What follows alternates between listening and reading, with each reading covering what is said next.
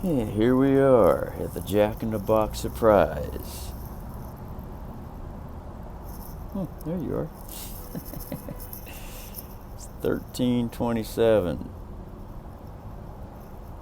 This is Friday, 2020, August the 7th. And silver's up to $30. Woo!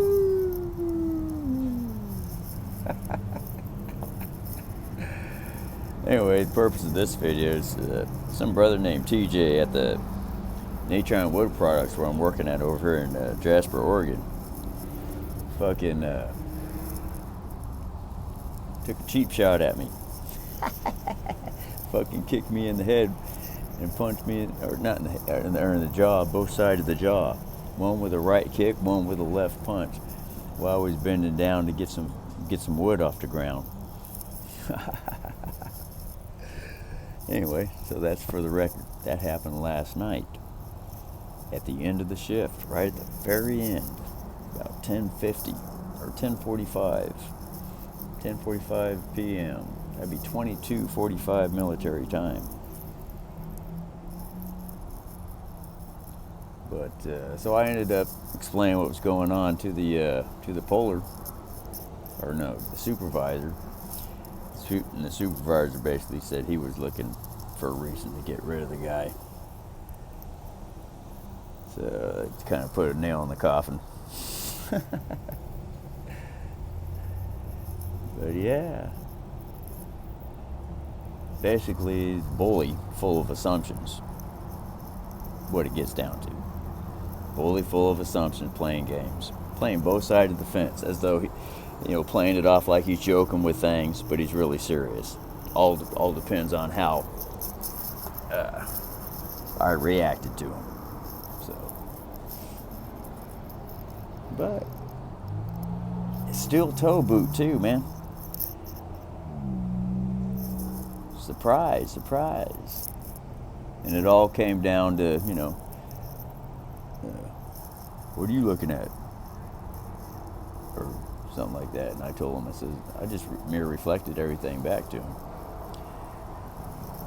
So, I told the brother, I said, well, what are you looking at? And then he said something else to him, and I just said the same thing back to him. And then he started throwing veneer at me, launching it at me, and I was just like casually blocking it off and everything like that with the arm. He was probably about 10 foot away from me, because we were picking up veneer and putting it onto a cart. It was a spilled pile, and put it on the cart and make it straight and everything. So, and then he kind of stopped, and then I, just proceeded to pick veneer back up like everything was regular usual, and I said something like, what is it that you're assuming here? Or I might have said something like, you're assuming all kinds of stuff here, as I was picking up veneer. And all I saw next was, he was probably close, maybe a little bit closer than 10 foot, maybe 7 foot. Because I was at the far end corner of the veneer. It was 10 foot veneer. I was at the far end corner at the cart. That would be the right corner. See, we were facing west, so I was on the right corner, and he was in the middle. He was picking up veneer in the middle. So he was probably more like 5 foot from me, because that's a 10 foot thing of veneer. Plus a little bit of an angle being on the corner of the veneer, because it's 10 foot by 4 foot sheets, or 54 inches, a little bit more than 4 foot, because they got to cut off extra, make it into plywood, make it look neat and everything like that. So yeah, I was bending up to pick up a corner. Next thing you know, I saw this boot within a flash of a second. That's all I saw. Big ass steel boots. He nailed me on the right, and then I guess as my head came up or something like that, as I rose to pick it up, and then he hit me with his left, because he's a left-handed guy. And he's probably about 5'8". Probably, I think he said he was like maybe close to 210 pounds, something like that. Solid muscle. Motherfucker's just solid muscle, man. I think he said he was 210, 200 around there. I could be wrong, but he's a pretty muscular guy. Not real muscular, but he's muscular shouldered and muscular backed. You know, decent biceps and whatnot. And he had his gloves on too, his leather gloves. And just the old steel-toed fucking tree climbing boots, man. Old mill boots. He liked the old style. But he's a young kid, probably in his early 30s and whatnot. Tattoos and shit like that. And he came out swinging out of the gate when they put him next to me, pulling. You know, fucking terrorizing the whole pool table. Fucking, I had fucking got a splinter in my hand because I was fucking, kind of keeping up with him and whatnot. But yeah, I realized, some kind of, so I kind of befriended him and looked to make something of it and whatnot. And then he kind of calmed down when he saw that I was somewhat knew what I was experienced veneer puller, and I could, pull the stuff and put it in the cart and everything. Probably surprised him. So he kind of calmed down, but then it always kind of got to, he would just kind of like in a joking way, what are you looking at? Like, it's just kind of like, what, is this guy joking? Because, we had been joking before. But it was kind of some weird shit. But then they put, the boss, the owner of the place, put a divider, some COVID thing, put a divider in there. And then the owner put a nice big giant General's fan, fucking 5-foot fucking fan on my side, and he didn't get nothing. He couldn't get any air, although he could get some cold air from the hose. But for some reason, it got turned off on him. So he was having to sweat it out. And he had already been causing trouble there, and he got moved to the peeler. And him and a friend, or his other pulling buddy, I guess they were just getting really labored out over there or something. Because his other pulling buddy ended up doing a burnout in front of me when he left. I guess he quit that day because he was just getting burnt out back there. And it seemed like we were getting along or whatever, but I figured maybe they had it out for me from the start, because this is the only root thing that I could think of, is that I had mentioned to someone else that was working there, because I ended up going pulling. Something to that. No, even when I was feeding. Could have been, who knows. But anyway, I had mentioned that the veneer's not straight. They're not putting the wood in straight. It's just a big mess. I think that's where it went all downhill from there. Because I had heard one of the other guys, his name's Tyler, said something like in a warning way, be careful. And the only thing I could think of was maybe word got around to him and he didn't like what he heard. So, who knows? That's just only my first guess at what's going on. But I think there was maybe some type of jealousy there, hatred, or fucking they didn't like what I said, whatever it was. And something escalated from there.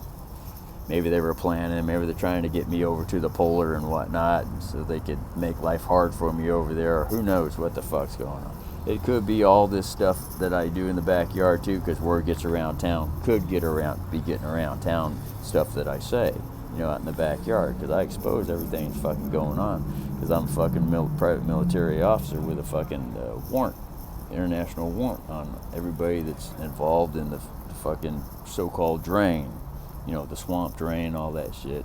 Trump could be in on it, who knows? Everything's just a story. I just look at all the evidence. But who knows? Anyway, that's all the record there is on the table. So it's a little quick 10-minute video to get things on there. And then I'll just, because I'm over at Jack in the Box, I had the internet cut off on me because I didn't pay the fucking AT&T bill because they're playing around. Fucking, I always pay them at least within 2 months. Most people give you 3 months, before they shut it off. And I already had the money, we were ready to send in. They'd fucking cut it off early. I'm like, well, I guess we're not going to have internet now, so fuck that for now. And so I'm over at I just use McDonald's, Jack in the Box, different restaurants, whatever, sit outside and get the free internet that way. Besides, no one's really allowed in the restaurants, unless you wear your mask. Oh, this dining room is closed. Maybe they just put a new sign up or something, for whatever reason. This Jack in the Box. Other McDonald's, I've been to McDonald's and it looks like their restaurants were open. They said, oh, you gotta wear a mask, and this gets into other stuff. I went to a gas station, I told them I'm exempt. In other stores, I told them I'm exempt, and some stores don't even ask me. I just walk in, but whatever. But I just want to make the video short, but that's that where I'm at. Anyway, the guy that kicked me and hit me, I let him know I was private military officer too. And I let the supervisor over at the Natron Wood Products where I work at in Jasper, I let them know too. So, plus I write it all over the back of the checks when I sign the checks. Lien number. So, who knows if the owners probably might even seen the... I get some type of feeling like the owner likes me. That's the feeling I'm getting, but, who knows? It's a rough place to work in because mainly for jail people, prisoners. It's kind of a rundown place. But now that the economy supposedly is on an upswing or whatnot, I guess there's more orders and they're putting in new equipment now. There's bigger money coming in or something, so things are changing around. But ever since I've been there, but of course I just bring a whole different presence. It's kind of like the old prison gangs were working there, and as soon as I got in, it's kind of like they've been slowly been phasing out. But but this guy TJ, he'd been threatening to whip my ass because he was saying like I was telling on him. I wasn't telling on him. I was just saying things like they were to the boss. When the boss was questioning me, or I'd say, what the fuck's going on? Because he was slamming wood, breaking wood. I'm looking at the supervisor, what the fuck's going on with this brother? And then you rip down the divider, and the boss asked us, who took it down? I just pointed right at him. And he's all, you're telling on me, you're a rat. That's the basic prison mentality. You don't tell on anybody. Everybody shut up, get intimidated, and do what the bully says. I don't play that shit. Fuck that. I speak up, and even after he hit me, we're still having a conversation. He hit me and kicked me, and he ran off. Then he came back for some reason, like 2 minutes later, and now it's just me and him. And he hit me in front of a witness too. Fucking Artie, the other puller, that replaced his ass. He got replaced, so he wasn't pulling up there with me nowhere, but he had to relieve us, and he had to go on the stacker. But yeah, I'm saying all kinds of shit. But yeah, I was still talking. I was talking. I said, well, okay, now I'm gonna get down to the business here. I started asking. I said, what's really going on, brother? And I started talking. Robot control. You got some soul. I was being merciful and loving and shit like that. And all of a sudden, after about 30 seconds, it just talked to him. I realized he didn't want to answer back, so I just kept talking into the air, talking to myself. And he's kind of like just bent down on the side, kind of like staying there, just playing with the wood, just bent down, looking at the wood or whatever, just listening to me or whatever. The next thing you know, he fucking turns around, walks away. And then like 30 seconds later, I saw him walking fast out to his car. He got into his car or his truck, his Blazer, started it and drove away kind of fast. That was the last I saw of him. So anyway, even when the witness that was there, Artie, I said that was kind of uncalled for, and he agreed too, man. But anyway, so that's that. We're at 13. I want to upload this video. I just don't want to be sitting here waiting for the video, so I'll keep it short. But anyway, that's that. Talk to you later. Peas on earth, wee weenies, but the jaw is kind of sore over. This is where he kicked me on the boot, and the fucking jaw feels it's like, I'm not blaming this brother. I'm not blaming TJ. He's robot controlled. That's what I know. This is the robots and the fucking swamp people controlling the robot, mind control and all this shit. This was their... And I had told them too in the backyard, because I speak to them through ESP language. That says if they touch me, that's the last thing it's all over for them then. However that's interpreted. Those are just the words that came out, because they're in violation of that International Universal Law Treaty. They agreed. Anyway, so there's that. So there's universal forces that come into play here. Fire, earth, air, and water. So that's that. I also remember being on the veneer table, just before, he hit me and whatnot during the day as we were pulling when he relieved. He was pulling the same old, what are you looking at shit? And he said something like, what are you mocking me? For whatever, maybe he thought because I was pulling the veneer just extra fast, man, because I was getting into it, man. And shit like that. I was getting better and better, and we got a new guy there, Artie, and we get along, and so I'm, it's just better environment. You pull faster, man. And I guess he thought I was mocking him because I was pulling the veneer fast, because that's what he does. But he's sloppy as fuck. He can't even near match the fucking pulling speed or the fucking neatness, and the flatness, keep everything fucking superb. He can't. So that's why I say part of it's jealousy too. But anyway, so yeah. So I said all that to say this. We have this divider between us. So I just put on a radio show. I talked to myself to the fucking controllers, whoever in deep state China. I just fucking was showing my anger, fucking slamming wood into the fucking the little cart and whatnot, just saying whatever the fuck I wanted to say.